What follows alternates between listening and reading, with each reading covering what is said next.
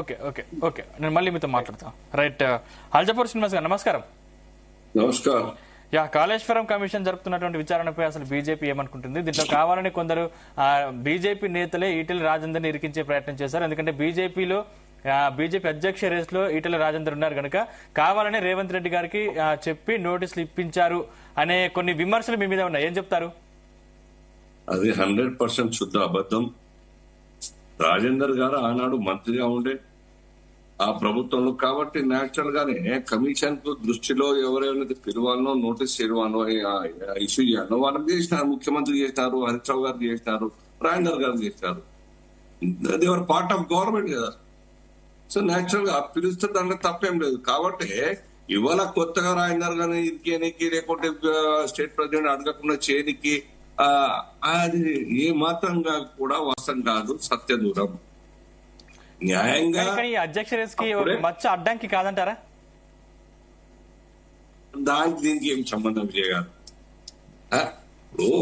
కేంద్ర పార్టీ ఇవ్వాలనుకుంటే ఎవరికైనా ఇవ్వగలుగుతుంది. అన్ని ఆలోచించి ప్రాస్ అండ్ కాన్స్, మంచి చెడు, పర్సనాలిటీ, పబ్లిక్ ఇవన్నీ చూసి ఆలోచించి ఇస్తుంది. కొత్త పార్టీ కాదు కదా, దేశాన్ని నడిపే పార్టీ.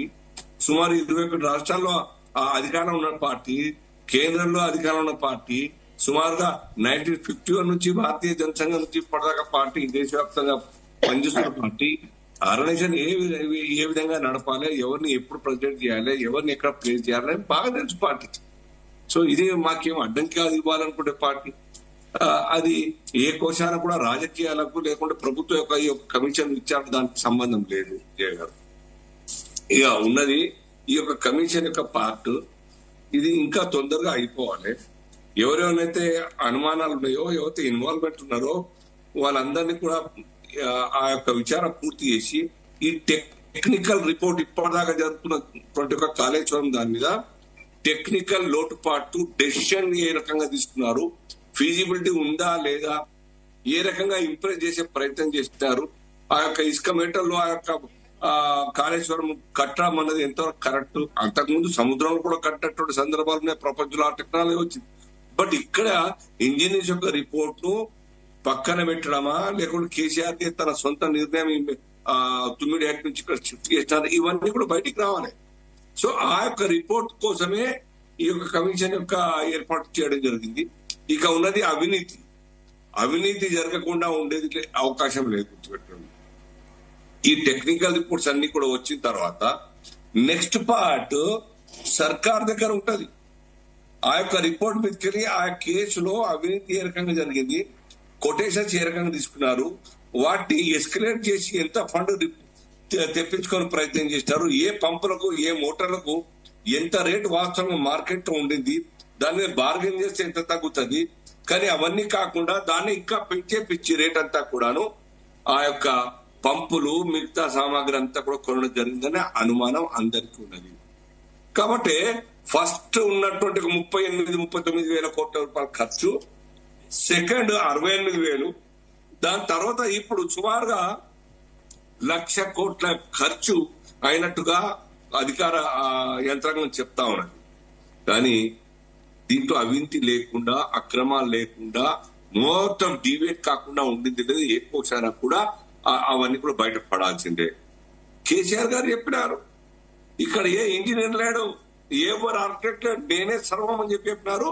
నా నిర్ణయం ఫైనల్, నేనే 9 నుంచి ఇక్కడ కిందికి తీసుకొచ్చిన, ఈ ప్లాన్ నాదే అని చెప్పేసి. 1,00,000 కోట్లు ఖర్చు పెట్టినప్పుడు సొంత నిర్ణయాలు ఒక అధికార ప్రతినిధికి సొంత నిర్ణయాలు తీసుకునే అవకాశం ఉంటుంది అక్కడ? అట్లా తప్పులు చేస్తేనే శిక్షలు పడతాయి కదా. అధికారం లేకున్నా డిబేట్ చేసి చట్టాన్ని తమ చేతుల్లో తీసుకొని అధికారాన్ని గులాంగా మార్చుకొని ఆ యొక్క అవినీతికి పాల్పడ్డ సందర్భం అనేకంగా ఉన్నాయి. భజన్లాల్ చూస్తాం మనం, సుఖరాం చూస్తాం మనం, లాలూ ప్రసాద్ యాదవ్ చూస్తాం మనం, సురేష్ పచౌరి చూస్తాం మనం, చౌతారా చూస్తాం మనం, ముఖ్యమంత్రులు, ఉప ముఖ్యమంత్రులు, మంత్రులు, ఎంపీలు. సో ఆ అధికారం అడ్డం పెట్టుకుని అధికారులందరినీ కూడా గులాంలుగా చేసుకుని ఆ యొక్క అధికారులు ఏమనకుండా కిమ్మనకుండా తప్పు అని తెలిసినా, అక్రమం తెలిసినా గాని దాన్ని చెప్పే ధైర్యం చేయలేక ప్రమోషన్ల కోసమా, వాళ్ళు పర్సనల్ బెనిఫిట్స్ కోసమా, మోమాటం కోసమా, అవన్నీ కూడా నోరు ముడుచుకొని చేయడం కారణంగా ఇవన్నీ తప్పులు జరుగుతాయి, లేకుండా జరగవు. Yeah, okay. ఖైరనార్ లాగా ఎంతమంది ఉంటారండి? బాంబేలో ఒక ఐఏఎస్ ఆఫీసర్ ఉండే, డిప్యూటీ కమిషనర్ అక్కడ ఖైరనార్, ఎవరికి ఇవ్వకపోతుండే. అట్లా చాలా మంది ఉన్నారు దేశంలో.